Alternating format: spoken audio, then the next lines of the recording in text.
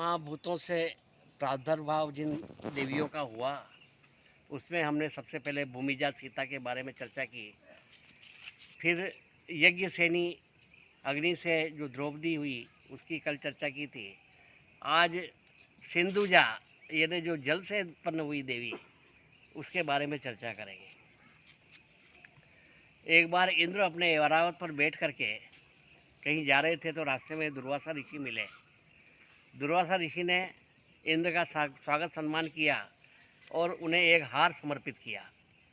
वह हार इंद्र ने ऐरावत को पहना दिया तो ऐरावत के गले से वह माला नीचे गिर गई, उसको पता नहीं चला।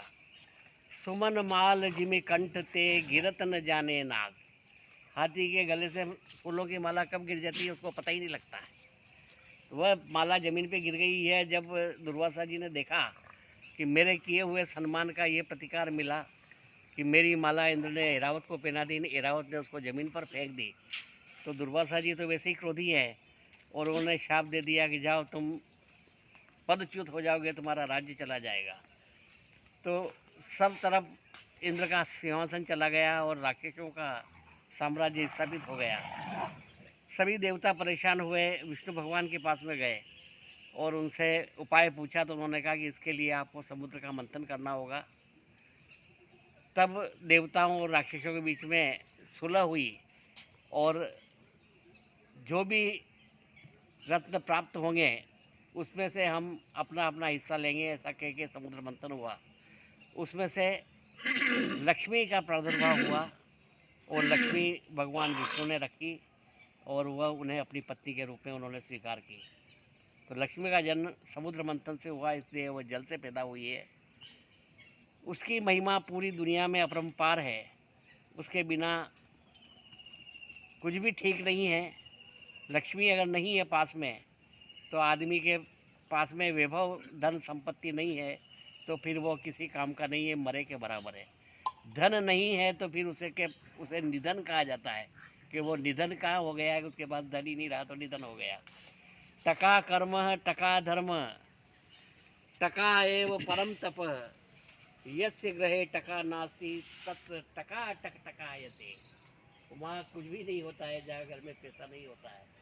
तो लक्ष्मी जो सर्व शक्तिशाली तो नहीं है परंतु इतनी शक्तिशाली है कि हे जड़ तू खुदा नहीं पर खुदा से कम भी नहीं। लक्ष्मी सर्वस्व नहीं है परंतु बहुत मायने रखती है। सर्वे गुणा कांचनम आश्रित है। जहाँ पैसा होता है वहाँ सभी गुण खींचे चले हुए आते हैं और यदि सभी गुण हो और पैसा नहीं हो तो फिर वह उसके गुण किसी उल्लेख में नहीं आते हैं। यह लक्ष्मी जो है किनके पास में ठहरती है और किसके पास में नहीं ठहरती है तो लक्ष्मी स्वयं बताती है कि मैं किसके पास में नहीं रहती हूँ।